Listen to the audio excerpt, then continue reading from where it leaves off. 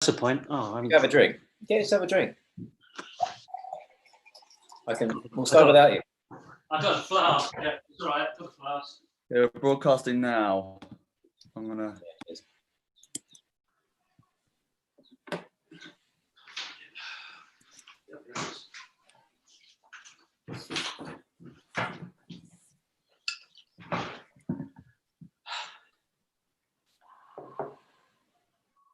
I'll just sit for a little bit and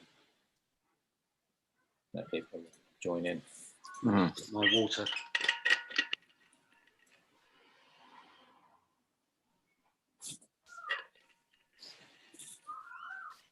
Just water, Tony? Well, maybe a tinge of vodka. You never know, do you? Why would you want to water it down? I don't. Yeah, that's right. I was going to go for Cafe Patron, but I don't think the webinar will last that long. No. Yeah, or maybe longer. Who knows?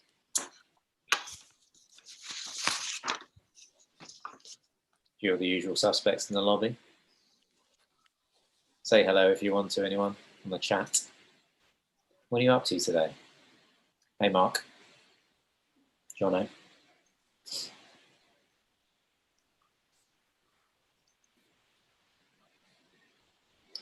Right. We commence. Welcome everybody to this live ACO Q&A. My name's Ed Wright, and it's a pleasure to be hosting this evening. Tonight we're talking. We've been away for a few weeks. I've had a haircut. Things have changed. Actually, Tony's had a haircut as well. Everyone's sharp. Yeah, tonight we're talking about second unit. What is it? What does it mean? And how does it work in practice? Let me go ahead and introduce everyone. I've got Andrei Austin ACO with us, and I have Tony Jackson ACO. How are you both doing? Yeah, very well, thank you. Good, thank you. Yeah, underworked, obviously, as is everybody, but yeah. A bit shy of work, yes. We can always talk about that.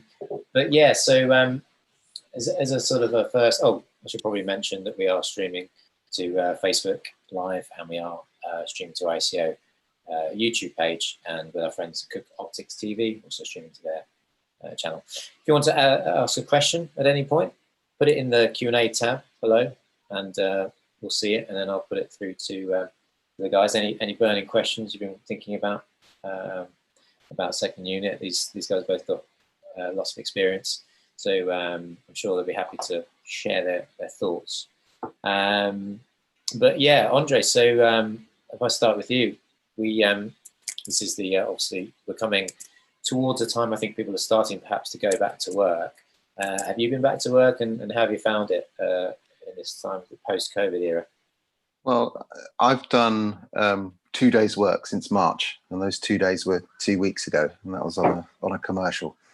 So yeah, I haven't done much filming, but I've kind of taken the time to do a bit of studying and bit of research. I normally do quite a bit of research every year, normally sort of in the January period, but I've done a bit more this year. During the quiet time in January, you normally do it. Yeah, exactly. Yeah, I sort of have an ongoing sort of program where I look at stuff, and I'm on several sort of mailing lists. If there's a sort of company that's doing something that's interesting, I normally call them up and ask them to put me on their mailing list, keep me up to date with stuff. So that period has kind of been extended this year, and so it's been, I haven't been sort of been idle, as it were. Yeah. And how did you find it when you went back to work? I mean, how was it? Did you find it different? Well, I was quite nervous, to be honest, because I thought, can I still lug a Steadicam around? I haven't done it. I keep fit and what have you, but am I still match fit? I didn't know. But I found I was absolutely fine. I could still do it all. The director, the producer, the client was commercial, and everybody was ecstatic, over the moon. Not more so than me, really. So and DOP was happy as well. So yeah, and we were sort of shooting in essentially a building site. It's a new development some luxury apartments in London, and old sort of marble steps and long corridors and things like that. So and yeah, it was fine. My accuracy was still good. My stamina was still good. So yeah, I was relieved and happy. And were you wearing a mask? Did you have to wear a mask whilst operating Steadicam? I was wearing a mask. Yeah, How'd you find that? Well, I way back in end of February, beginning of March, when we got sent back from Morocco. Actually, I having filmed in places like Japan, I know that at any one time there's probably a third of the population who are wearing masks, either because they got a hay fever or because it's the flu season. And the Japanese and Chinese people that I observed were buying big cardboard boxes of thousands of masks and sending them back to China or sending them back to Japan.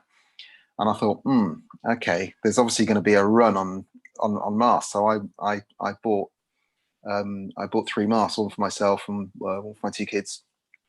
They've got replaceable filters, and they're cycling masks, so you're able to breathe, quite a large volume of air through them without you feeling sort of claustrophobic. So I got those, nice. And I'm glad I did now. Yeah. And Tony, are you match fit? Are you ready to go back out there? It's strange, yeah. It's funny you should say that, Andrei, because when you've been off for a while and you do get on the Steadicam, it does take you a little bit. Nobody notices, but it's within you. It takes you a little while to get everything centered and keep your energy up and all that. And I find it takes a couple of hours and messing about before you actually feel good. I mean, I stopped. I too was in Morocco. Strange enough, we must have passed each other in March. And we did. Yeah. I took over from you partially because you went back. Yeah, that's correct. Yeah. I had to go back early to. That's right. Yeah, we bumped into each other. I wasn't in Morocco. Just... Yeah, I forgot all about it, Andrei. As much. I'll just go and I'll leave you guys to it. But it's sort of like Andrei. Since then, I haven't really done anything, and I ended up I had a 2-day project that I'd been working on for a while with James' friend. We wanted to knock out, and we found at the end when it was coming, about a month ago, we decided to, start it up, and we finished it in a weekend. But it was strange, and again, it's weird working with a mask on and being aware of people around you and people not around you, to be quite honest, while you're working, and trying to keep even extras away from what you're doing and putting them in another room. And you've got to, I mean, it's amazing what, as an operator, you're thinking of a million things anyway, while you're going along and shooting stuff. But on top of that, you're going to be aware of people around you and how close you're getting to the artists and what you can do. And during the downtime, I mean, when nothing was open, I was working on my Steadicam, really just cleaning it up and making sure everything's working right. And then, luckily enough, optical support opened up, and so there's a few things I could get done there. They're always good for the Steadicam. Go in and put either new stuff on or fix little bits and pieces for me. So I did a little bit with them, and then after that, it's just as Andrei says, keeping sort of relatively fit and waiting for the phone to ring. When you've been doing Steadicam for the amount of time you've done it, Tony, do you feel like given this time, do you think, do you know what, I need to practice? It's all in there. Is it more of a case of just being physically match fit? No, I think you do always need to practice. I mean, even I've been doing it quite a while now, and you do forget. You do, it's just little things of pushing off or pulling back when you're stopping, and little things like that leave the head. And that's what I'm saying about being match fit. They come back to you, obviously, and it's just taking the weight really as well, because it is quite hefty. On some occasions it's quite hefty, and I mean, I still play rugby, so I'm still sort of fairly fit. Nice. And, good on you. What position, Tony? Fun I'm fact: I used to play for the team that actually you play for, Tony. Is it Sutton Epsom? Yeah, that's right. Oh, really? Yeah. So basically, I was a young lad and I was in school and I played for a little bit, but then I realised I wasn't really. Yeah, I was all right, but everyone was getting bigger and I was not really getting much bigger. You know, so. You see, I found that, unfortunately, I'm a hooker, so I put myself in the front row. So Yeah. really, my back's quite strong. Yeah, very good. You know, well, the rest is history, really. About rugby, yeah. No. I just like bashing myself up, I suppose. I don't know, every winter. But I can't get away from it, which is a shame for all my family. The culture and the fun of it as well, the camaraderie. I always enjoyed that. And plus, it keeps you fit. I mean, rugby training is great because you're not only you're running, but you're lifting. So you know, to couple up with what we do as operators, it's roughly the same training, really. You know, 1 minute you're farting about on a dolly, you know, doing nice, comfortable shots, and the next minute you're racing off down a corridor trying to catch up with someone that hasn't got a heavy camera on their shoulder, that has got longer legs than me. That's fantastic. We've got 3 rugby players because I used to play as well and coach and what have so yeah, cool. Oh, right. Well, there you go. Well, talent, yeah. So let's get this question out of the way. I mean, Andrei, help us out with the question of second unit. Some people might not know what it is and how it fits into everything in the filmmaking process. So, yeah. Well, there are several variants of second unit, but for me, everybody that's listening to this will know what the main unit is. Well, second unit is, as it says, a second unit that is that shoots at the same time normally as the main unit, and it's really tasked with doing. And normally it has its own director and its own sort of discrete crew, so it's a separate crew, and it is tasked with shooting things like action sequences and pickups. Generally speaking, things that the main unit doesn't have the time to do, or you know, if the main director wants to concentrate on the storytelling, but the pickups, you know, they don't have the time or don't want to be, you know, tasked with doing pickups and action sequences and stunts and stuff like that. That would be devolved to your second unit. And so, in terms of getting the crew together for the second unit, I presume there would be sort of close collaborators of the director and DP who they trust to do it. Yeah, I mean, most of my second unit work all of my second unit work has been on high-end TV drama. So it's either been myself as DOP or as operator. And the advantage of that for the production is because you are the main unit operator, you're sort of embedded into the production. You know the story, you know the characters, you know the script. Story and script are two different but connected things. So you know both of those things. So you would be sort of hived off, sometimes with your own director, but not always. Generally speaking, in my mind, if you are directing, or an AD is directing, to me that's a splinter unit. But if you've got a separate and discrete director, second unit director, that to me is second unit. So yeah, I'd be, you know, more often than not told, okay, you know, we need to pick up that scene that I might have started, so you know how it is, where they came in, the you know, whatever the setup was.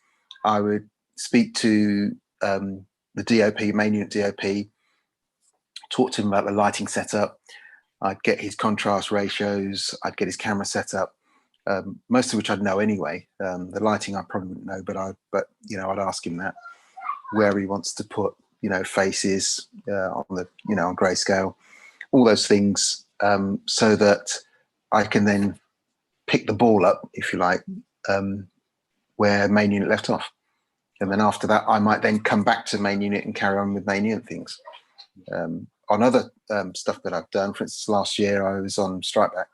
I was second unit DOP and operated as well, and that was a completely separate, discrete unit. that was tasked with doing all the stunts, all the pickups. We had our own. I had my own gaffer and grips and a whole team basically. And Tony, what about you? You've obviously got a different perspective on the second unit, where you come from. It's roughly the same. I mean, it doesn't change because I started doing it with film and not TV. I've only just started going into doing high-end TV, but I started at quite a young age, being a loader on second units, and it's mostly action stuff and the fights and the big scenes. So the first unit really can concentrate on the storytelling and the dialogue and the lead actors. And we always used to use stunt people or doubles. And I mean, on one film, I remember the lead man, very famous lead man, he would only throw a punch. You'd see him do that, and then he'd stop on purpose. So he'd just do that and carry on and walk away. And basically what he was doing was he doesn't get involved in any of the fights whatsoever. So therefore we would carry on from him doing that from behind maybe, or to the side or wherever we can hide. When it goes like that, we can hide his face from the side and stuff. And there's ways of getting around people to, so you can see what you think, you can see the punch being caught by the victim. And that's what he used to do. And he used to, every time he got near the fight, he used to do this, and off he'd go, and the second unit would take over. But that was that one particular person. I mean, I with the feature films, I was with quite a few cameramen, on second units, and they are fun to be on. And I think, you get a lot of people say, "Oh, why you only do second unit?" They're the luckiest people in the world. I mean, we get all the big fight sequence, all the big explosions, we get all car the crashes. Yeah, that's it. You get all the toys. I mean, it's just great fun. You just jump from one toy to the other, and off you go, and in helicopters, and it's just great fun. And plus, you haven't got the strictness and this well, you've got to be serious. The seriousness of the first unit, because they're trying to tell this story and they're working with high-end actors, and it's like you've got to get all so many things sorted out. And here we are, we're like the sort of like gung-ho boys. It's like, right, what are we going to do today? We're going to blow up a house with 36 sticks of dynamite. And it's like, yeah, I'm on for that. And off you go. And it's like, very, very sort of rarely do you not beat the first unit in to the bar at the end of the day. But it's like, we always seem to be happier. It's always because, oh God, we had a terrible day today. Really, what did you do? Well, we did this or we did that. Oh, did you? So our life has been lots of fun, and a lot of people have done the second units realise this, and it's very hard to get the crews off of the second unit to do a first. So you do get cameramen that do it regularly. I think Harvey Harrison has done it for a long, long time. Well, he's retired now, but he used to always be on second units. And Alex Thompson was doing quite a few. You've got there's a few others. Peter Talbot does models and second units and splinter groups. It's like things they do. It's just a fun way of using your abilities. Well, you touched on it there, Tony, about the differences. As an operator between second unit and main unit, would you go along with that, Andrei, in terms of how it sort of feels as an operator? There's an excitement level, there's an adrenaline to sure unit. Yeah, I would endorse 100% what Tony says. In fact, last year I was on something, and we would have crew members, grips and sparks and stuff like that, who would come over to me on second unit, and they absolutely loved it. They didn't actually want to go back to main unit. They said it's much more fun on this unit. I mean, I like to run a really fun collaborative set anyway. I don't like it to you got to be serious, and you got to get the work done. But I find I get the most out of people if you collaborate rather than compete. Because if there's a competitive atmosphere on set, I find that one person wins but everybody else loses. Whereas if it's more collaborative, everybody wins, right? So I like that involvement on set, and I also like it. I mean, I was working with abroad, so I didn't speak their language, and that's why I use diagrams, quite a lot. But I find that if you make it collaborative, and I encourage people to come and tell me stuff, and as long as they tell me, the gaffer would come up and say I couldn't get the 20k, or the grip would come up and say we couldn't get 50 foot of track, and I'd say, well, has anybody died? And they go, no. I'd say, well, that's all right then, isn't it? Well, thanks for telling me. Right? Okay. Well, how can we fix it? And I found that is a much better sort of a much more sort of collaborative, better atmosphere on set. So it's nice to work with friends as well, and not just workmen. Yeah, I mean, I've worked. I mean, same as you, Tony. I've worked in what 15, 16 countries now. And there's the language barrier. My language barrier, not being able to speak their language. But there's the film language. And I find it's much better to have that type of collaborative atmosphere on set, and the day just goes better, and everybody feels that they've contributed and want to contribute more. I'm not sure that answered your question, Ed. What did you ask me again? I don't know. I don't know what I'm asking. Well, that's the answer anyway. Got it. Well, I was going to. I think we were talking about the differences between operating main unit and operating second unit, and what I got out of that was that it was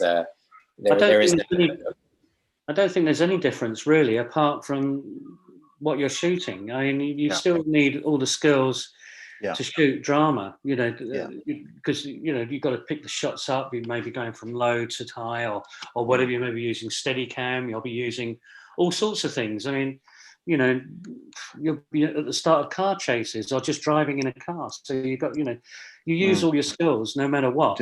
That's true. You use ours, I suppose, a little bit faster.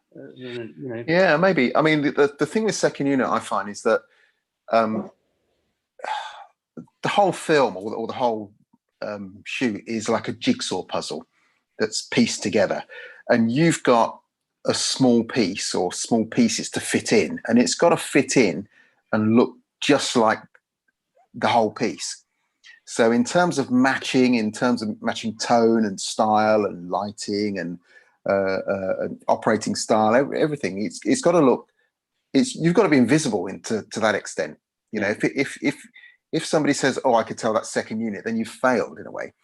So in a lot of instances, you've got to have as many skills, if not more skills, than the main unit, because very often you've got you might have a smaller crew, less resources. You might not have the lighting budget or the camera and lens budget. So you've got to work out, okay, well, if they shot that, I don't know, in a big stadium with a. Well, you've also got to get the transitions right, because they might have shot theirs before you shot yours, or they're going to shoot theirs after you've shot yours. So exactly, if it's a building and the cameraman wants you to come in left to right, it's no good you doing the outside of the building, have him come in the opposite way, because he may push his lighting. So that all comes into it. So it's like we've got the middle bit, so we get the transition into our shot. Then we can do anything we like, as long as it's in keeping with the film that we're shooting. And then you've got the end bit. So you've got two transitions, and after you've got those right, it's carte blanche really to how you shoot the excitement of maybe the car chase or the run, or just a chase and stuff like that. I mean, we took on the film called Blitz, I think it was. We did a run on Steadicam with Jason Statham, and we went through a Chinese brothel out the other side. We came over bridges, down side walls, and we virtually chased him all around London. And he ended up going up this staircase and jumping out the window. So, but at that point, we then married up with the first unit, because they were shooting the inside of the house. So once he's run up the stairs, that's goodbye to our lot. But before that, he'd been nearly run over by a cab. He had a gunman chasing him. He, as I said before, he'd run through a brothel, and so it was all getting that all together on the Steadicam. All of a sudden, the Steadicam leaves him, and then he goes on to what is a dolly shot into a room.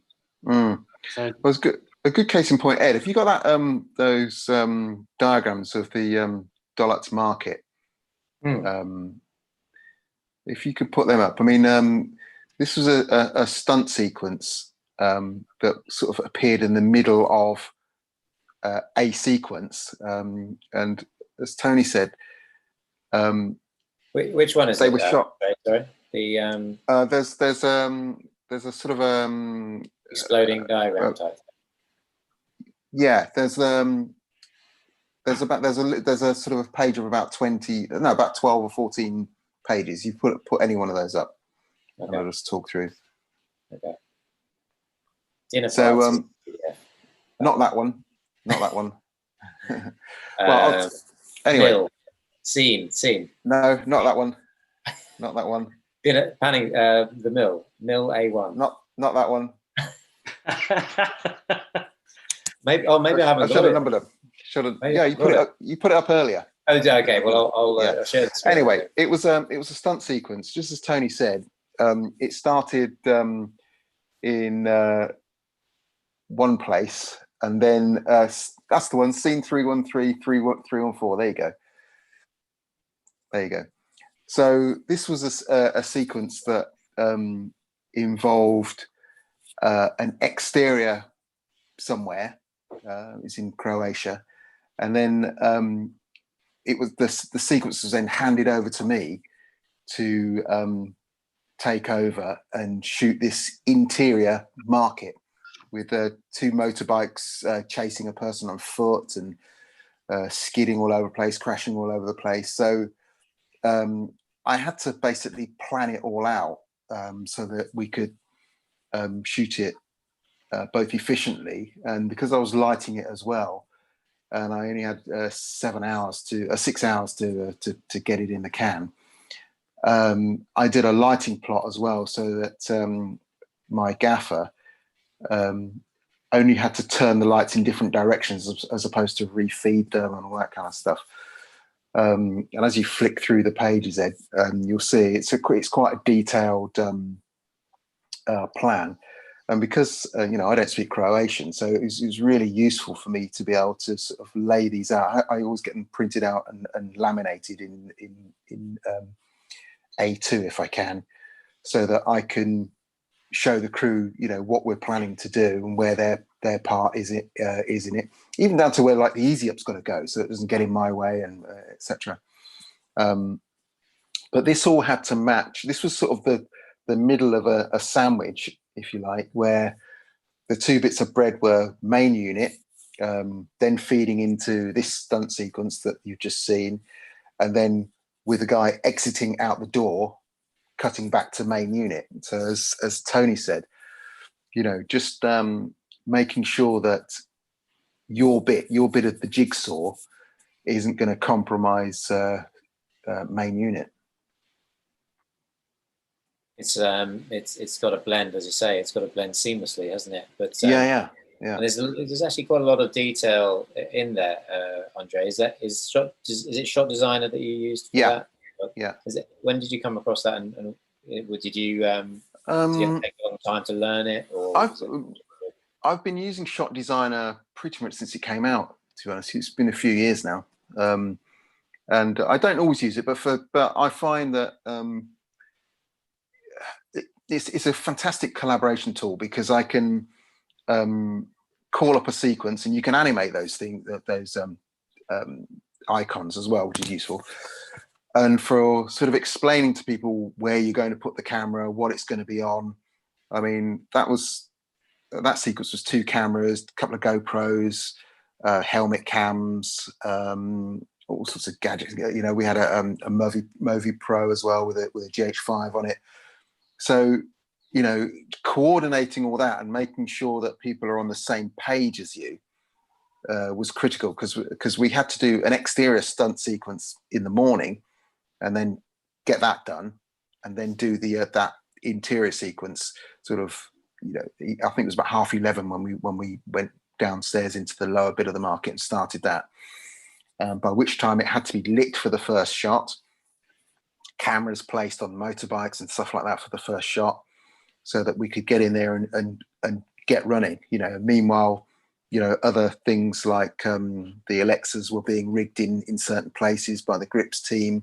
So communicating all that, you know, in Croatian, when I don't speak Croatian, you know, it's absolutely critical that, you know, as the operator, as well as, you know, DOPing it, everybody knew what we were talking about, even down to, you know, the stunt people. You know, we had stunt people from 5 different countries. So I was able to lay out those sheets and go, right, okay, this is what we're going to do next. You know, so you need to, you know, I need to rig my camera onto a helmet, or I need to rig it on, you know, on a motorbike, or, you know, so that everybody is collaborating and everybody knows what they're going to do next. You know, it was critical. That's high-end TV you're talking about now, yeah? Yeah, absolutely, yeah. You see, with it's strange with the second units on a lot of the films, maybe not so much now. We got loads of time, so there was no need to actually plan too much out. You do it shot by shot and sequence by sequence, and you know, you do have a little plan, but a lot of the time, because you've got quite a bit of time to set up, because you know, with most of the stuff on features, you're looking at 5 cameras to 6 cameras maybe, or 3 at the least, you know, from minimum to maximum. I mean, it's you do have a lot more time, and you do, you know, you've got bigger sets, you know, and not many are purpose built. You know, if you're out in another country, then it's usually you know, available buildings, or it all depends. You know, if you obviously can't get anything that's old fashioned if you're in a modern country, but you know, some of them are sets, but they're always quite big, and you've got quite a bit of room to manoeuvre about. So I've been sort of spoilt a little bit more than you. You know, you don't have to do so much homework as you would on TV. But you know, just some of the DPs you worked with, Tony, on, say, you know, take the Bond film for example. Will they have had a kind of a, you know, a plan in place? Oh yeah, up, and they will have worked it all out. And yeah, the director and the cameraman will probably be on it way before most of us, and they'll be going through most of the stuff. And then when you go on the records, they'll be talking about all the sets they want to do, because a lot of them. Let's take it when I was with Harvey. I mean, we on Man from Uncle we had Paul Jennings, which is a stuntman. And then on a thing called Ninja Assassin, we had 2 stuntmen directing the second unit, which was David Leach and Chad Solinsky. So I'm reading all the names because I'm terrible with names. And with it's strange with Peter Talbot on the Bond's Splinter units, we would have the special effects guy, who was where are we? Terrible, isn't it? Chris Cobbold, a good bit of mine. We'd have Chris, and Chris would attack it in a totally different way to the stunt people. The stunt people like Paul or Chad, or even Simon and Vic Armstrong, because they're all basically, they came from the stunts. They do the fights and they see it in a totally different way, and they're quite, you know, methodic with how they do stuff, because they go through all their fights and it's like done punch by punch, and roughly directing stunts that we do, whether it's on cars or anything like that, it's all done quite methodically with the stuntmen. With special effects, they lay out their map first, and then they go from there. And sometimes with Chris, I mean, we were blowing up MI5 building. That was done to sort of precise measurements and everything, from the real thing to what we were shooting, which was just basically a little flat at the Pinewood backlot. But we had 4 4 or 5 or 6 cameras, I think, on that for one shot, where they were all at different heights, you know, ranging from 25 foot down to 12. And that's basically because most of the camera positions were on the bridge. I think it's Westminster Bridge that's next to the MI5 building. Vauxhall. Oh, no, it's Vauxhall Bridge. Yeah, it's Vauxhall Bridge. And because it was at that height, they were taking their measurements from ground level.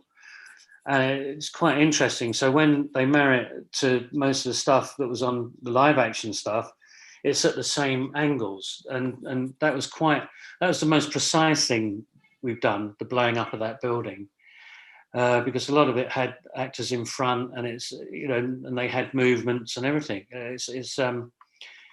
It took quite a while. So unlike Andrei, you know, we did have the schematics to show us what was going on, but we had the time to do it. Whereas even on high-end TV, you've got to run to a tight schedule, or tighter than hour. I was going to say, I suppose things do change on the day, don't they? It's all very well saying here's the plan. Yeah, they do. I mean, I do a lot of planning. I mean, that sequence that you saw, I mean, it lasts, I don't know, 2 or 3 minutes in the film, in the episode, but I was planning that for about 5 days, and because I had to think about, you know, which cameras went where, you know, so that there was the least amount of rigging and de-rigging, where the lights were. So we didn't see them, but so that, as I said earlier, I didn't have the Sparks and the gaffer re-rigging lights. All they had to do was to turn them around and point them in a different direction, whilst at the same time serving the story. So yeah, it probably took me 5 days to plan it, and it took me about 5 hours to get it all down on those plans. And just check them with all the sort of other people that needed to know, so that, you know, when we arrived there, we could hit the ground running, because we just did not have time, you know, to mess it up. And, you know, every shot needed to work, and to fit in, and you know, we had to then get out of the place so that they could set their market up for the next day. I mean, it had to run like clockwork, and it did. I was going to post a link to Shot Designer, just in case anyone wants to inquire about that. Is it Hollywood Camera Work? It's Hollywood Camera Work. Yeah, I think they're the developers of it. I shall put that in the. I'm sure you can get it from, presumably it's an iOS. It is iOS, yeah. If I normally get all my my sort of filmmaking apps from Handheld Hollywood. Okay. That's where I came across it, Handheld Hollywood. So they carry most of the film-centric apps, and I've probably got about 9 or 10 apps on my iPad. I use an iPad almost exclusively on set these days, so that has my scripts and my diagrams and Artemis and cuts down on paper. You're saving the planet there a little bit as well, Andrei. I'm trying to do my bit. Sides. Like it. So where are we so far? Anyone wants to throw in a question, please do. Still plenty of time to throw one in. But I'm going to crack on with what I've got. I mean, we kind of touched upon it already, but Andrei, I don't know if you've got anything to add in terms of how important is that close collaboration with yourself as an operator and the stunt coordinator. I'm just thinking about if there is a set piece, a really important moment, explosion, the car goes a certain way, you've got to liaise. Surely you've got to liaise. It's vital. And what I've learned to do over the years is actually to talk directly to the stunt coordinator. And if I have the opportunity, these days, a lot of the stunt coordinators will record on their phone the fight rehearsal, let's say.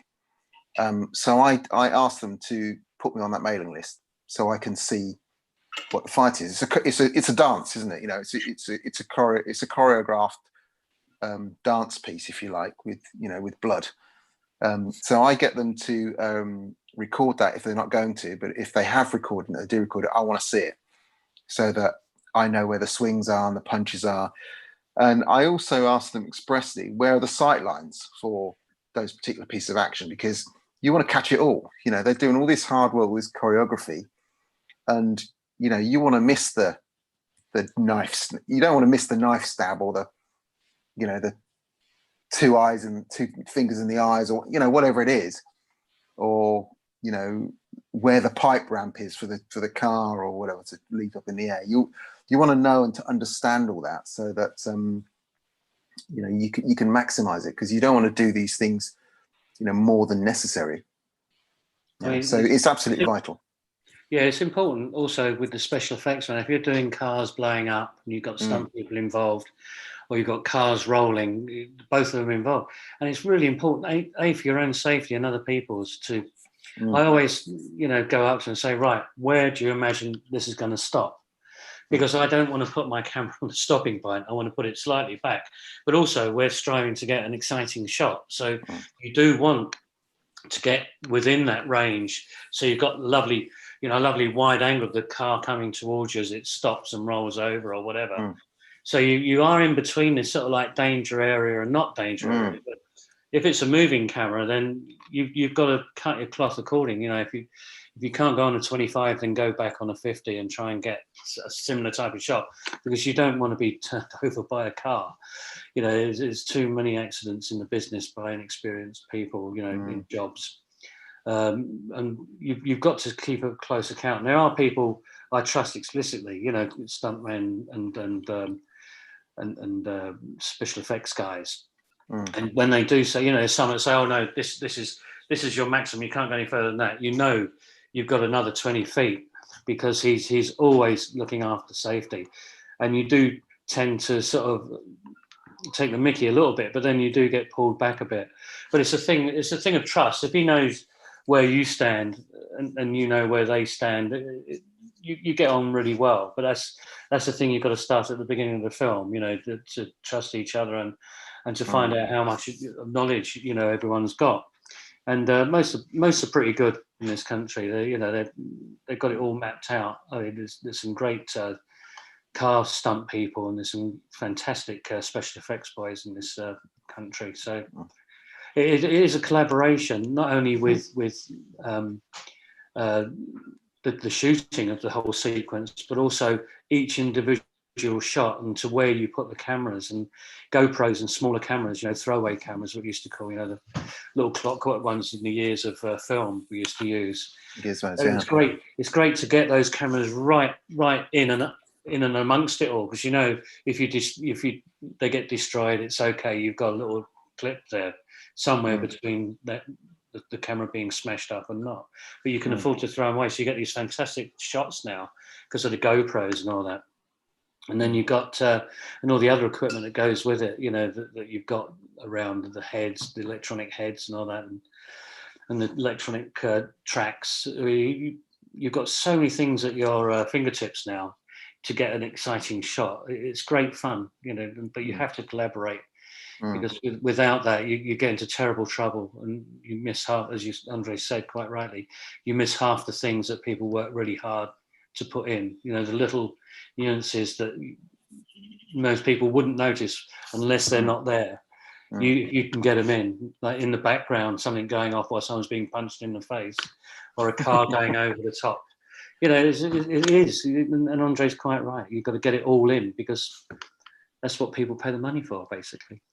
Yeah, and it's also the hard work of the coordinator or the VFX, the special effects guy. You know, they want their work to be seen, so you know, they want to collaborate. Also, I forgot to mention armorers as well. I always speak to the armorer directly, because I want to know where the casing's being ejected from the weapon. You know, is it left side, right side, or the top, or whatever?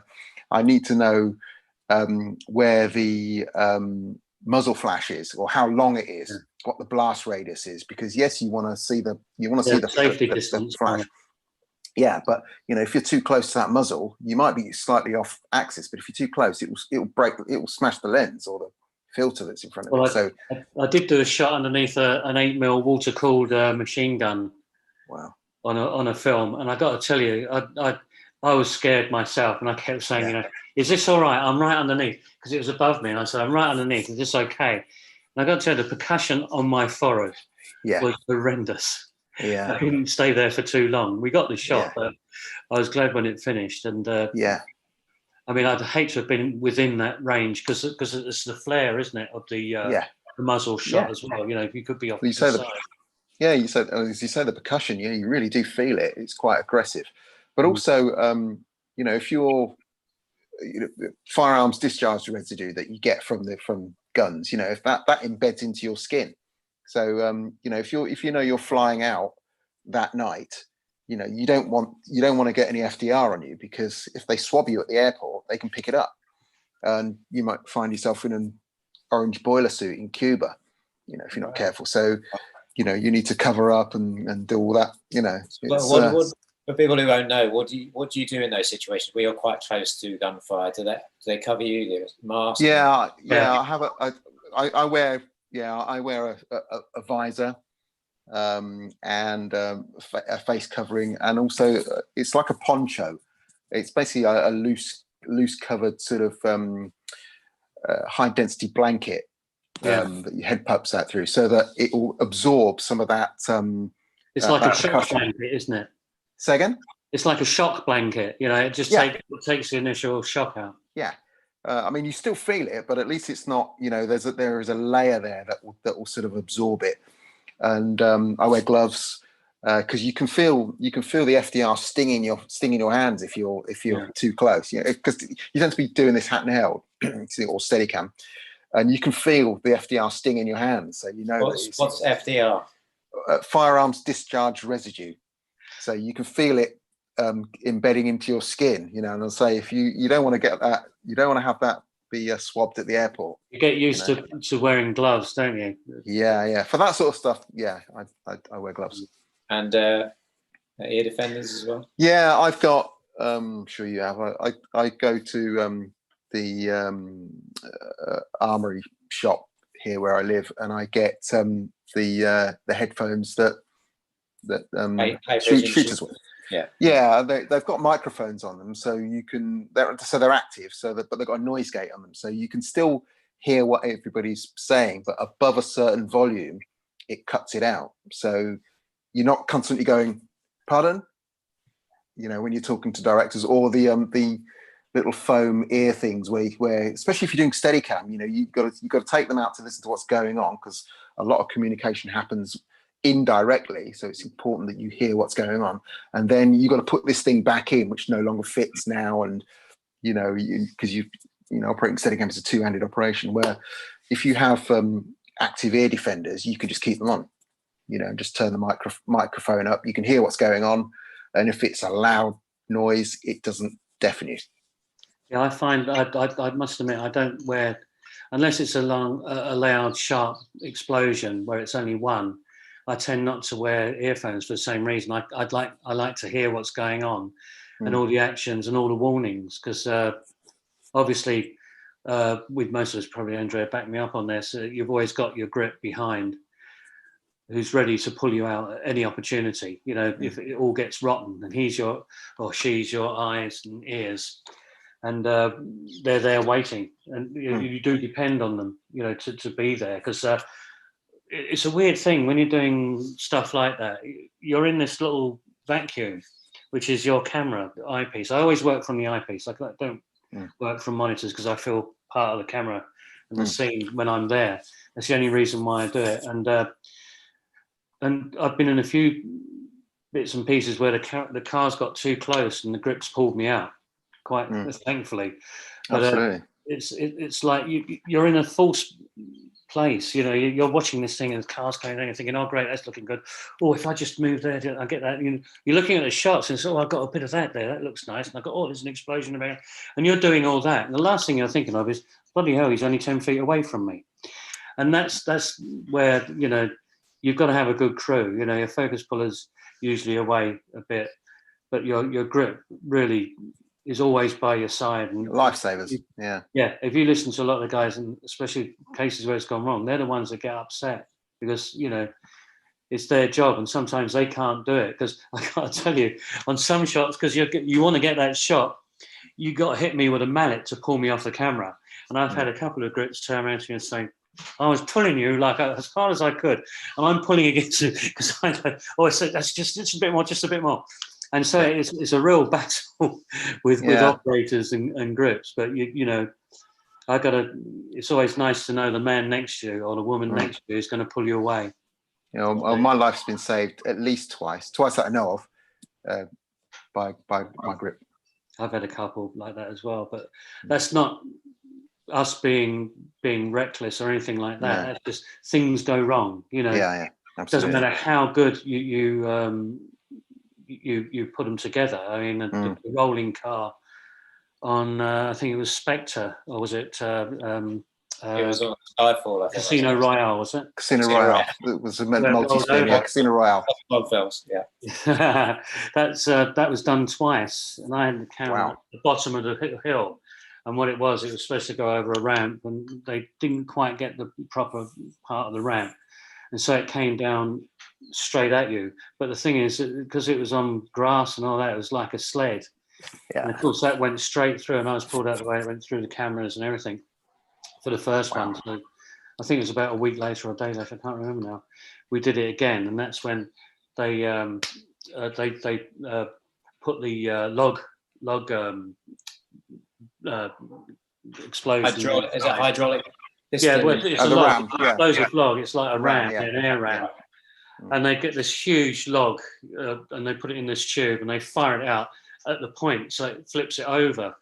And they made sure it flipped over that time. And we got a fantastic shot, which you saw in the film, and also got into the Guinness Book of Records for the most turns on that type of stunt. I mean, I must admit, the stuntman came out looking a little bit sort of I'm not sure where he knew which part of the town he was in, but well, I posted 20 times, I think. There's a behind the scenes I found, Tony, whilst this afternoon. I've just posted that in the chat if anyone wants to take a look at that. And it does cover that whole sequence you mentioned of the trying to work out the best way of doing it. So it's quite interesting. But I hear you about the eyepiece thing and being in the moment. I completely have felt that myself. And as you say, it's not a reckless thing. You're sort of transported into that world. And it's strange because a lot of the more modern operators tend to use, and I think am I right in saying more TV guys use the monitor compared to the eyepiece because they have the freedom of moving around, whereas I use it as part of my body, so I want to be within that camera, you know. And I find I don't know. I think it's mixed. I mean, I'm an eyepiece guy as well, you know, for the same reason. I want to add my momentum, the momentum of my body to that camera. And the other thing is, with an eyepiece, it's mine. I adjust it how I want it. I put the crosshairs and the frame lines where I want them, as opposed to somebody else saying, I want this and I want that and I want it turned up bright. And it's mine, you know, and that's my private space, if you like, you know. It's like on fight sequences, when you're with the eyepiece, you move all the time as well. And it's like, you know, you're looking at punches, you're looking at hits, all sorts of things, you know, looks off. I mean, it's amazing what you get out of an eyepiece. I mean, there's a school of thought, obviously, where, you know, if you using a monitor, you know, you can look around it and see what's happening. But I keep my other eye open anyway, you know, particularly stuff like that. So depending on what I'm doing, you know, so I can blend, you know, in my sort of mind, I can sort of flick between, you know, what I'm seeing with my right eye and what I'm seeing with my left eye, or a blend of the two, so I can see where I'm going or where the punch is coming from or whatever. Obviously, that applies to the left side, not the right side. But can I just ask a question? I don't know if many people ask this, but I wonder. I mean, do you think your eyesight suffers over the years as an operator, since one eye is getting rather used to seeing something at a certain depth, whereas as you say, the other one, you're sometimes looking at a longer distance, sometimes you're closing it, sometimes you're squinting. Do you think you know, your one eye is gonna sort of deteriorate more over the years or not? Have you found that?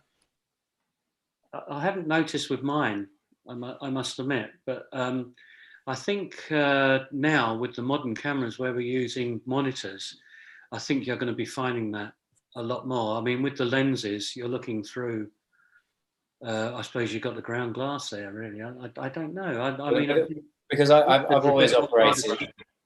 Sorry. From my point, no, sorry. From my point of view, I'm a generation where I always operated digital. So I started operating digital cameras, and they're like a very tiny monitor within the viewfinder, obviously, and your eye gets used to seeing something very bright. Whereas you guys started with the looking optical viewfinder, much more relaxing experience, isn't it? So I wonder if that plays a part as well.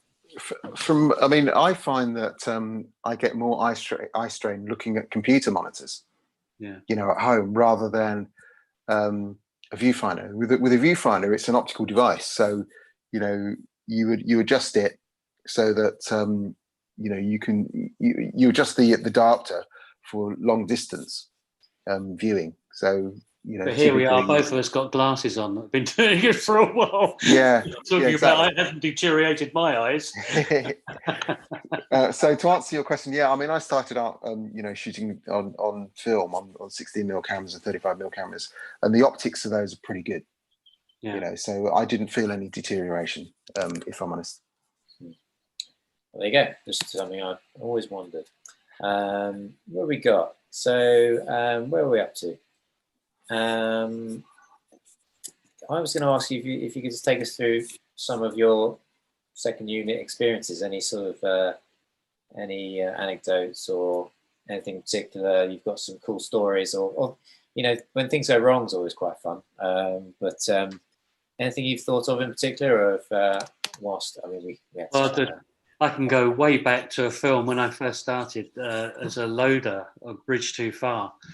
They had to do a blanket bombing, and the cameraman will remain nameless for a second until I remember him, Harry Waxman. he lovely old guy, but a real tartar. He used to keep a really tight ship. he was a great fun guy to watch because he was always getting irate about something. And we did this blanket bombing, and it was something like 36 pots down this field.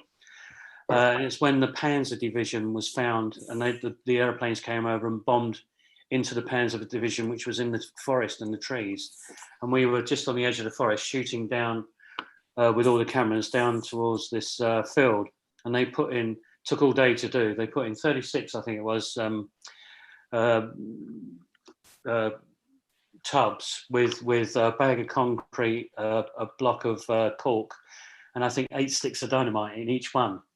And that came, so it was coming down the field like that, but in sort of sections. And I remember I had to look after Harry on his camera, and so I held him by the neck, sort of thing, while he looked in.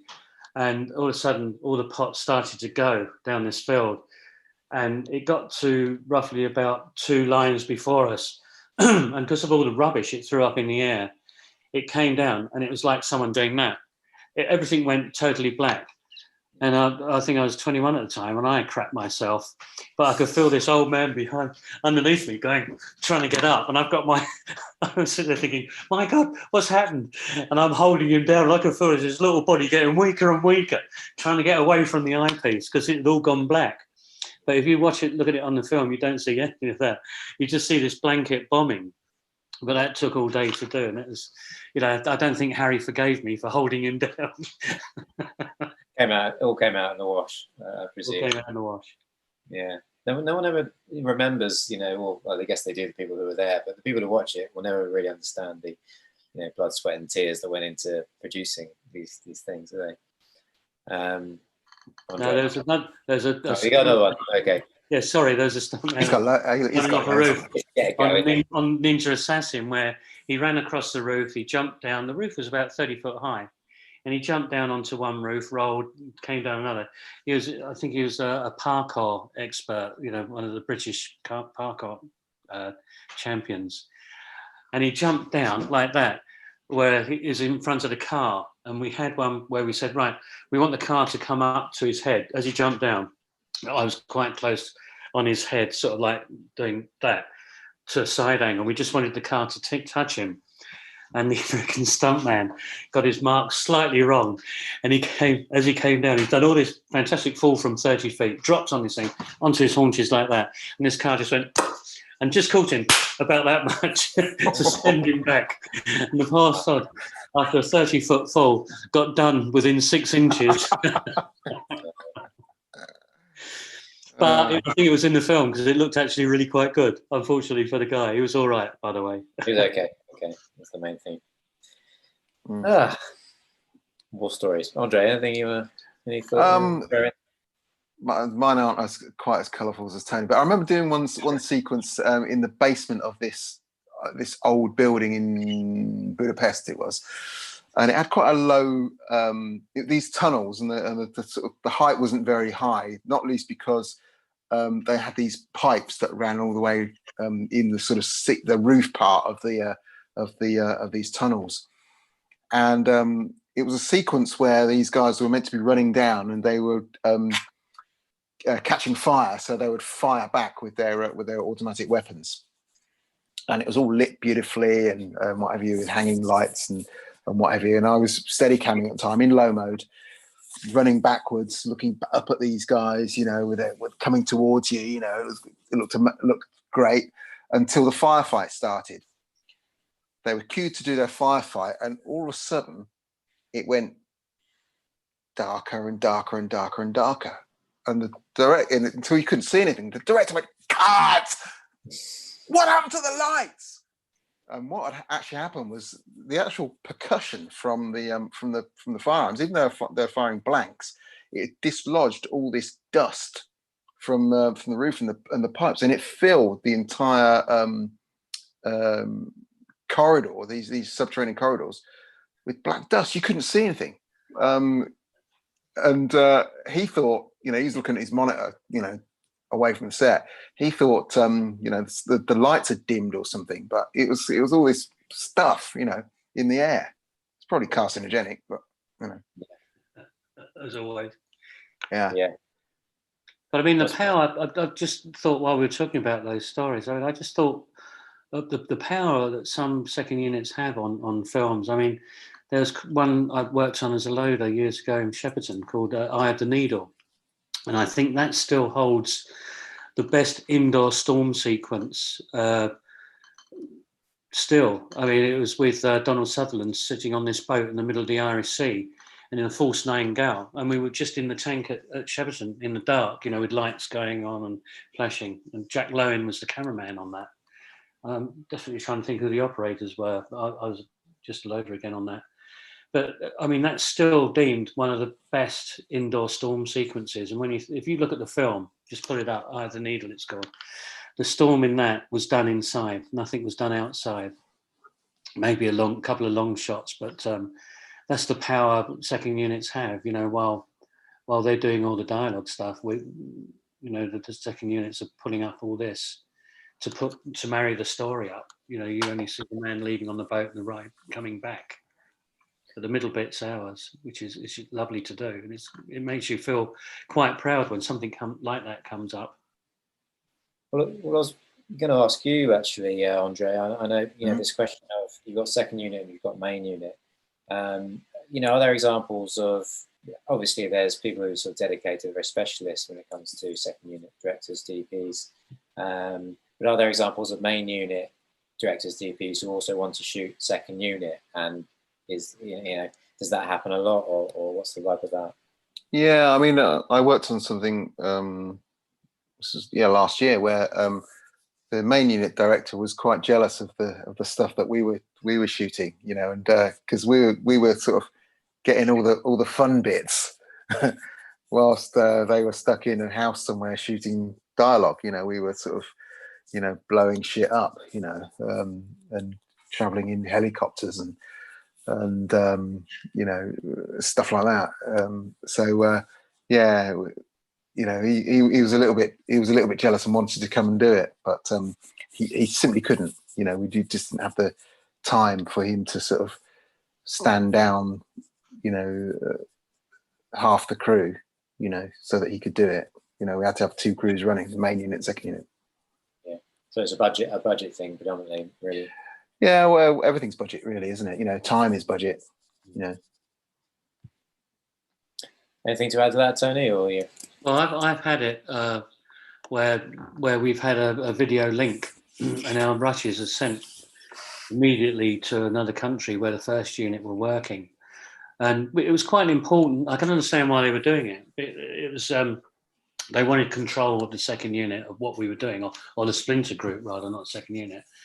And it was a shot to the head. We shot the heroine in it, and it was quite important. You know, we had to shoot it 3 or 4 different ways so they could see what we were doing.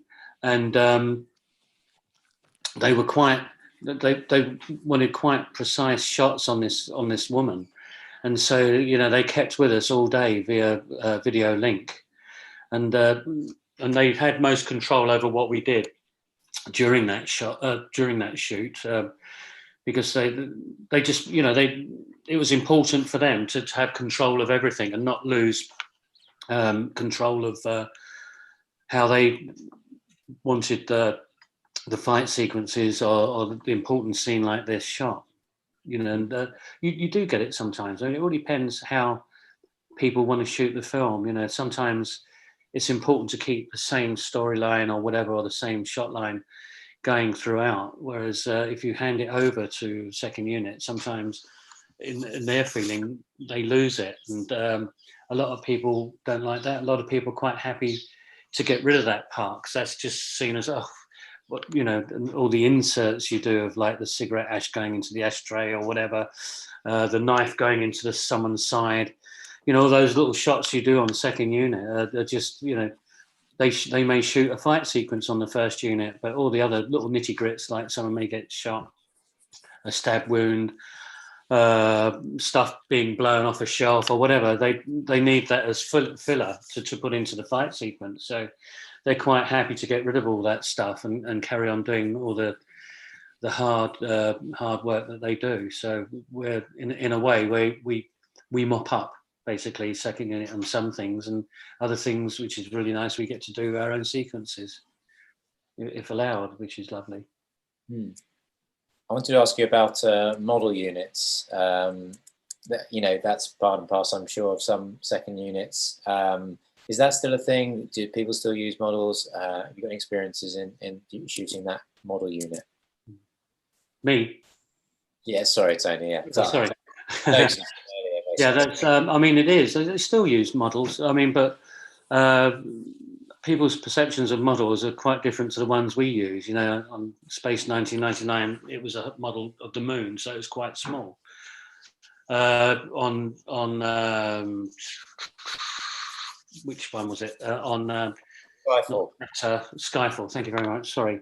On Skyfall, it was totally different. I mean, the house and the train. I mean, the train was on a monorail, and it was full size, but it was still, in a way, a model. You know, it was a full size train, but it was a model. The house was definitely a model. I mean, we had a full size one on Hankley Common, and we had a sort of a half size one, which was bigger than me, in Pinewood Backlot. I mean, and we used the smaller model to put the helicopter into the face of it, which was sort of like a half-size helicopter, I think. And we had cameras inside looking out through the screen as well. And we had these fantastic model cars, about 3 of them in all different grades of burning, of the Aston Martin.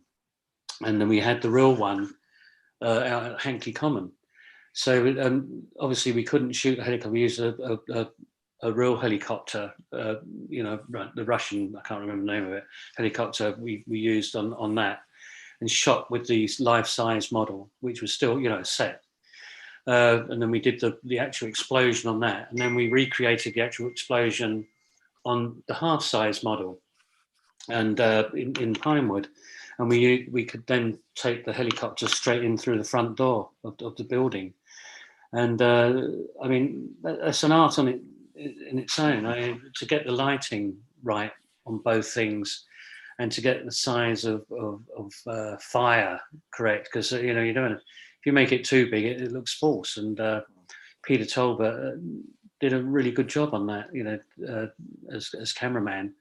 And even the lenses, you pick your lenses according, you know, to what you shot. And it's an interesting. I love it. I mean, I did a lot of model work with another cameraman, and he always said, never ever show the model. So when you put a board on, if anyone's walking around, you cover all the cameras, so no one sees anyone life size within the small model. It doesn't matter when you've got a larger one, but no one sees anyone, because you lose the illusion. And if you see, even in rushes, you know, they prefer you to put the board on. If anyone's working, you've got to cover the whole frame up. And if anyone walks on, you don't turn the camera on. And simple as that, until they've finished, and until everyone's out of the shot, and then you turn it on, because they do. Cameramen don't like it, and it does. You lose the illusion of what you're trying to do, and until you see it cut in, you don't know. You know, it's like you don't know whether it's a model or not, and that's the way Very they like clever. to see it. Yeah, That's very clever. That's an old thing from yonks ago. You know, you just don't show the model. That. Don't give away the illusion. Yeah, well, right, I mean, I've done quite a bit of motion control work for title sequences, and again, that's pretty exacting. But you know, you got to sort of have a real understanding of what you're doing. One of the advantages of motion control is, of course, you don't have to run at 25 frames per second or 24 frames per second. You can go over speed or under speed. You know, if you're trying to get rid of vibration on the whole system, you know, you can run at 2 frames per second and slow the move down and all those sorts of things. So it's having a really good understanding of what you're trying to achieve, and you know, the scale of things that you're working at. You know, if it's a quarter scale, you know, mock-up or model, you know, how you would cope with that. And you know, it's and lighting, of course, you know, depth of field, all those sorts of things. You know, it's fascinating. You can go, you know, you can disappear down a rabbit hole. It's quite an intricate thing. It's really weird. It is. It's and it makes life quite interesting. I mean, it takes ages to put together. And again, you know, with the special effects guys, everything has to be scaled down. You know, the explosions and getting it right, and to make it look for the size of the building. You'd be amazed how much goes into a model shoot, you know, for marrying up to a proper model. I mean, the explosion we did on Hankley Common, I think, shook a few windows a couple of miles away, but the one we did at Pinewood didn't do too bad. I mean, that was still quite an explosion, but it was more monitored, and it was interesting. An interesting shoot. I really enjoyed doing that one, and the result was fantastic. I'm going to change tack slightly here, Andrei. I just want to ask you a little bit about. I'm going to get my lingo right here. It's the to be involved with virtual production, camera tracking, like NCAM. So can you tell me a little bit about? So I'm quite interested to know about how this all works. I know you get quite heavily involved with it. Tell us a bit about the NCAM system. Yeah, well, I first came across the technique of mixing real and virtual, mixed reality, as some people call it, back in 2014, where I was working. Well, actually, I was in between productions, but I knew I was going back to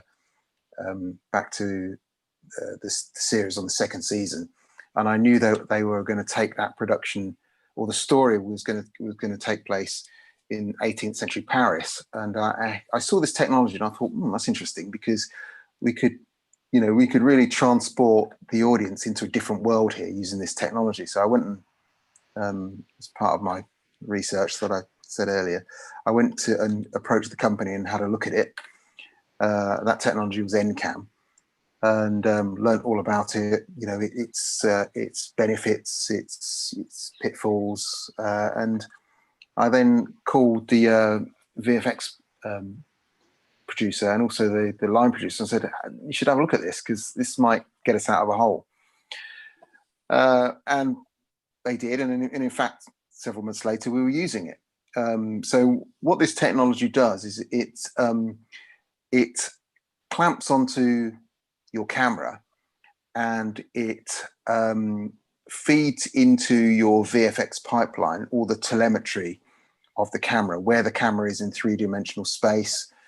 What you can see there is the sensor bar for NCAM. So you've got two optical sensors, which are picking out contrast points as fiducials or fixed points that it can sense. It's also got inertial sensors and some other secret source in it as well, and that is fed back to essentially a computer, which then drives your CGI volume.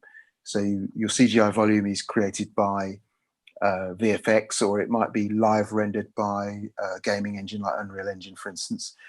And you're able then on a monitor to see two things put together. So here is an example of something that was shot in a car park in Glasgow, where we had the floor. We made the floor, but everything else, as you can see, was CGI. And so the VFX went and scanned the Royal Mile up in Scotland, brought that back as an asset, textured it, dressed it. And the significance of it is that on the day, we could, on our monitors, see where everything was meant to be, and we could then dress in our actors, our coaches, our people wandering around up and down the road, and mix that in real time so that we could see it, so that we could say, oh, that guy there, let's have him coming through the archway. And even down to things like we could say, okay, in the CGI build, how wide is that doorway? How wide is that archway? 2.5 meters. Great. Okay, let's put a couple of sandbags 2.5 meters, apart in that green screen environment, and have the coach coming out through there, and it will look on the, when it's fully composited, like it's coming through an archway.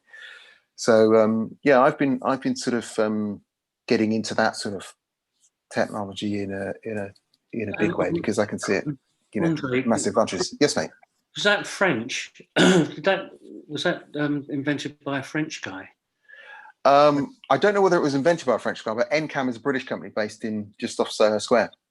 Because I had something on Wrath of the Titans where they locked a similar sort of thing, but not like that. That's obviously, it was its infancy, to do monsters. When a monster goes crashing through, they actually had the CGI of the monster, and wherever I moved my camera, if I moved too fast, then I'd overtake the monster. If I moved back, I'd go with the monster. So I could actually go with it for all the special effects shots that they could do. And they actually, it actually works really, really well. But it took so long to set up, because it was in its infancy then, which was quite a few years ago, that they didn't use it on the film. But I heard that something's coming back, and I just wonder whether that was the same thing, because it's fantastic. It sounds like very, very similar. The advance that they've made now is that you can create an environment in a gaming engine, which is a 3D volume, and you can position your camera viewpoint anywhere within that volume. So let's say you've done a scan of, I don't know, let's say Soho Square. Yeah. So you've LiDAR scanned it, and then you import that in, dress it, change it however much you want.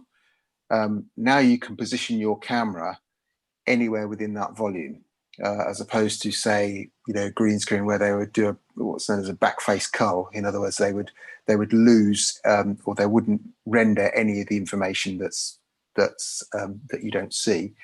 Here you have a world, an environment into which you can place your camera, and it's rendering effectively final pixels if you want it to.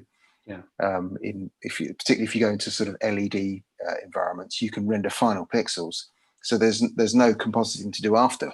It's there in the can.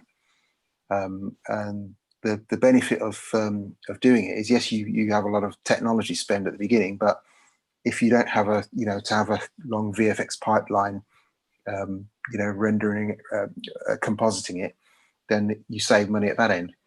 But also, the gaming engines are so sophisticated now that they can drive the LED panels so that the lighting on your real characters, on your real set, matches the virtual lighting that's within that volume, or the other way around. So you can have a sensor placed in your set that's reading in real time all of the lighting that DOP's put in, and it renders out that lighting complete with virtual shadows, etc., inside that that virtual volume. We should do a separate webinar all about that, I think. And yeah, no, we could go into that. I mean, this is the future. I mean, does it mean it's actually the present. Present. You know, it's I went and had a look at something 2 days ago, and it was just fantastic what they were doing. And you know, if you want to shoot at sunset in the desert, you know, you can place the sun wherever you want it and keep it there all day. You know, you're not chasing the sun. You know, you can move a mountain around. You know, I beg pardon? With shadows and everything. Absolutely, yeah. Golden. And you know, the wind moving trees and grass and the whole lot. Quite incredible. Well, we've got a question here from anonymous, but I think we know who it's from. For Tony, how do you feel being an experienced second unit operator influences your main unit work? From JF. Thanks. Yeah, I mean, being on second unit, you get to use all the ties and you have to use all your skills. It does also your reactions become a lot quicker because you're working with faster objects. You know, if you're doing car chases, fights, and all stuff like that, you're using all your reactions a lot faster. And I find coming back to a first unit, everything slows down a little bit because you're obviously not chasing around unless you've got a fight going on. And I think it does make you more aware of your space and everything. I mean, you know, I'm not saying that everyone should do second unit to be better at first, because it's a whole different ball game. But it certainly does sharpen up all your things, you know, all the movements you do and all the equipment you use, and you do get to use quite a lot of it. There's not any of the stuff you leave behind, is there really, Andre? You used a lot. You use it all. I mean, you jump from Steadicam to geared heads to handheld cranes, gimbals, motion control. One day. Yeah, sometimes, yeah. You know, I mean, and you have to sort of, you know what you're doing with all of them. You know. Well, yeah, and I mean, I think it's important to be able to use the handles quite well in this day and age, because I mean, it's a totally different feel than anything on any electronic heads. You've got to have the handles, because I don't think you get the same feel with the fluid head or all that.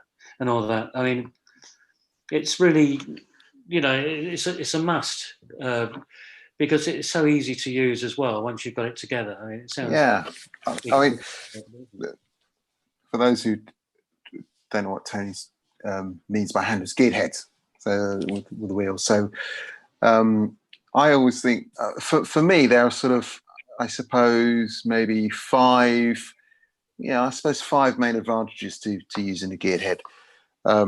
Accuracy being one of them is the obvious one. Another big one for me is what I call, I suppose, inertial isolation. So, you know, if you're doing a fast push in on track with a fluid head, over the top fluid head, in other words, you know, the pan and tilt mechanism is below the camera.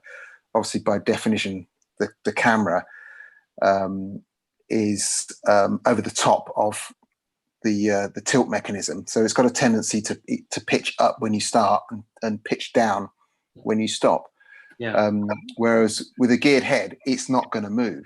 That tilt is not going to happen because it's on a geared mechanism, and the tilt mechanism is turned 90 degrees. 90 degrees to the direction of travel. You lock it with your thumb as well. I mean, yeah. When you're going forward, you just hold the wheels in one. That's right. That's right. And, it's not going to move. Yeah, it's also on tracking vehicles. I mean, you can if it's a good enough road, you can use a geared head on a tracking vehicle. Yeah, and that's it. Nothing perfect. else. But nowadays, I mean, I've got a tendency to use electronic heads now on dollies. If they're going fast, if it's a run-in like that, just sit back. You know, the grip will thank you for it as well. I've got to tell you, if he's got to run it down that track and it's going straight towards you from a wide angle into someone's torso, bang, you can stop dead, and there'll be nothing, no movement at all. You all the control sitting over there, and I think that's the way to go nowadays. And I completely agree with you. did you go to Andrei for the electronic heads and the electronic sliders they've got there now? No, I did. I didn't because I was meant to be on a commercial, and the days kept changing, so I had to keep 2 days open for the production, so that I could. Great IO. I mean, their new head is fantastic, and the electronic slider, beautiful feel. You know, they got it like on a Micro Force kind of thing. Yeah. But I mean, to actually just do little bits like that, it was fantastic. I really highly recommend going over to see them about that, because it's a beautiful piece of kit. You know, both of them, and they're using the handles on the actual fluid, on the actual geared head. They use the same handles. Oh, I know. Yeah. And so you get the feel and everything. Once you set it up, because I like to use it quite loose. And once you've got that set, you don't have any friction on them at all. It's like using a geared head, you know, like just a normal geared head. Yeah. And very responsive. Yeah. Now, the other thing that I find as well with a geared head, under certain circumstances, it takes up less operational space than actually a fluid head. And people kind of look at me a bit strange, because the geared head's a big thing. But of course, if you've got a big camera on a fluid head, by definition, you're introducing fluid drag to the movement of that head, and you have to compensate for that by adding leverage with your pan bar, so that you can tilt it and pan it. And the space that you need for that pan bar sometimes, you know, eats up a lot of space, either behind the camera, or sometimes you shoot the pan bar, you know, up high or whatever. It takes up quite a bit of space. Whereas actually with if you put it on the geared head, you don't actually need that much space behind, because the wheel is pretty flat, and you can turn the wheel like that as opposed to like that. So, you know, I just use my hands. When I'm working, I use my hands. These two fingers. It's like, I look like I'm eating dinner with posh people. I operate with your silver service. Yeah. But it is. I mean, also the movement of the geared head is totally different, and it's got this beautiful sort of like lovely move to it. Whereas with the fluid head, it's more you know, it's more of a strong move. I mean, it's horses for courses. You know, I mean, if I've got to do a shot, for instance. Well, the other advantage is that you can arrange it so that that your pans and tilts are on the nodal point of your camera, of your lens.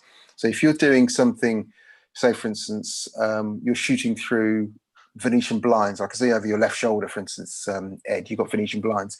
If your camera's right up against a set of Venetian blinds and you need to tilt down, obviously with an over-the-top head, a fluid head, you know, it's equivalent to sort of nodding your head. And as you can appreciate, you get parallax errors. Whereas if you stick it on a geared head under certain circumstances, and you slide it back so that it's the right height, which is fairly easy. As you tilt, you get zero parallax, so you can see what you've lined up through all of your blinds, you know, irrespective of where you tilt. And of course, you don't hit the blinds either, because it's the camera, as you tilt it, from pointing that way, as you tilt it, instead of the camera doing that with a fluid head, or over the top head, as the industry call it, you're doing that. So it's not moving forward and hitting your foreground person or in a weird way. That's why I like using Tango head when I'm doing, you know, when you're looking up or looking down, you get a nice little angle going. That one reason, because it's right in the middle of the lens, and the actual lens moves like that as opposed to like that, which is a real pain. And I think that's a great piece of kit. I nearly always put one on when I'm doing, you know, extreme tilts. I know, it's great. I do love them, because you can get a lovely shape. You know, you can look down and you think, oh, if only I could just exactly. All you have to do is just turn it round. It's so easy. It's lovely. Yeah.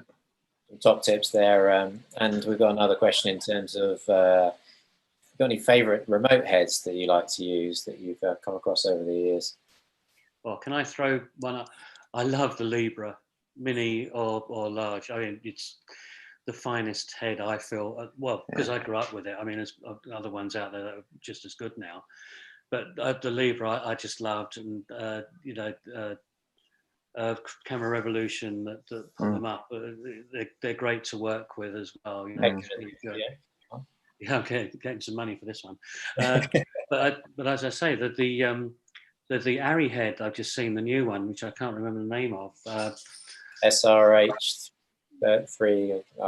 It's actually really quite nice to use. I mean, in a studio situation or whatever, I think that's quite a good little head, because you can't always use the Libra head. I mean, it's great if you're on the road or anything where you've got a bit of outside movement going on. It's always good to have. I mean, what ones do you like, Andre? Well, again, I grew up with a Libra. I love the Libra head. I mean, I did. I was B camera operator on Death on the Nile last year, and I don't think there was another head that would have carried the System 65 Panavision cameras. I mean, those 65mm cameras weigh about the same as a small child. I mean, they are huge and extremely heavy, and I think it would have broken most heads. Whereas, on the Libra, we had to get the hammer out a couple of times, but it was bulletproof. Fantastic head. Have you used the mini Libra? No, not yet. No, I wanted to do a cable shot actually on something, and the shot was cancelled in the end. But I was hoping to use it for that. Yeah, we used it on Man from Uncle on the motorbike, going through a forest, through the trees. Fantastic. I mean, it's such a lovely piece of kit, and we were following another car. I'd like to use the Stabilize. I haven't used that yet. Have you used that at all? No, strange enough, no, I haven't. I'd like to as well. I mean, there's a few things I can see it works much better on. Like there's a Steadicam, you can go upstairs and do all that. But if you're running over uneven ground or whatever, I think that works slightly better. They used it a lot in 1817, wasn't it? 1917. 1917, sorry. You're 100 years out, Tony. Yeah, well, I was nearly there. No wonder I couldn't find any of the battle scene. But I mean, they used it really well there, and a couple of the other heads where they would the magnetic clips onto the cranes where you walk along and off it goes, and then magnetically take it off again. I mean, great thoughts on that. I mean, they used it to a really good, precise move.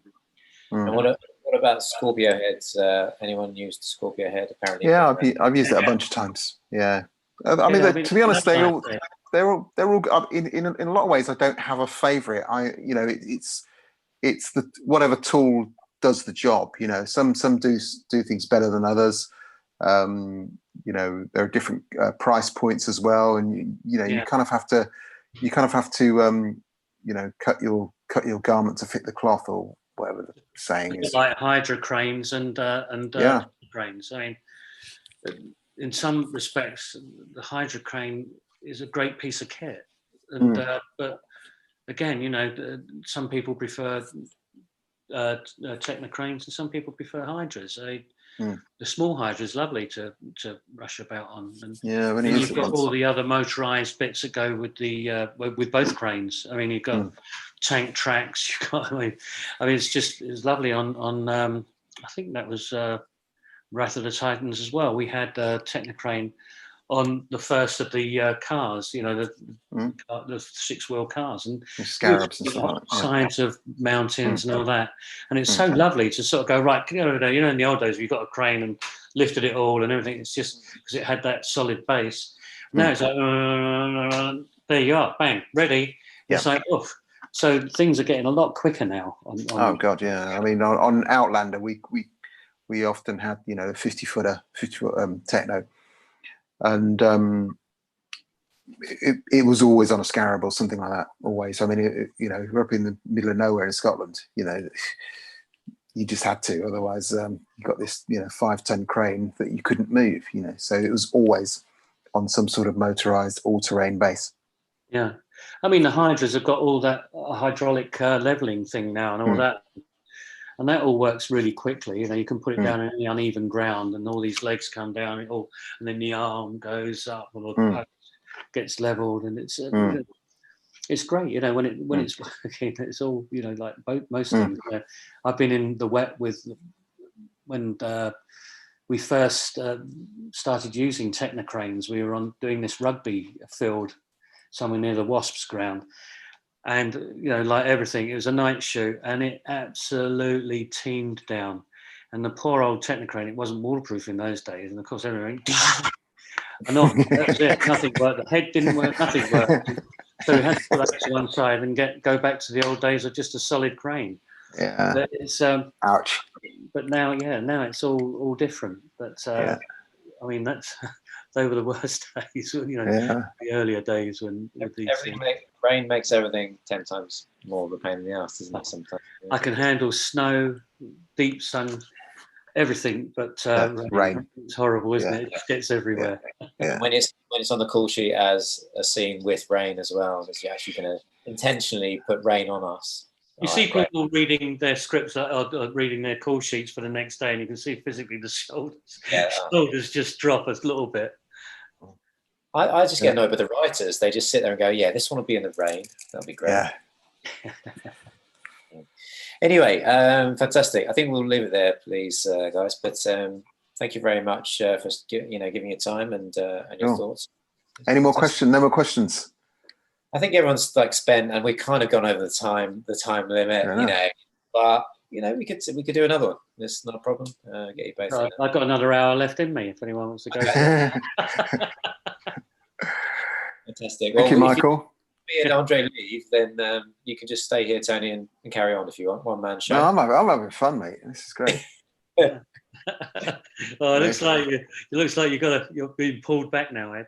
Yeah, I mean, to be honest, yeah, maybe we should carry on. I mean, look, it's getting dark in here. This is getting a bit moody. I just noticed it's a lot darker than when I first started. But I think supper's calling the. Good plan. Right, many thanks. Cool. And thank you everyone for tuning in, and anyone who's watching this at any other point. Thank you, Andrei, and thank you, Tony.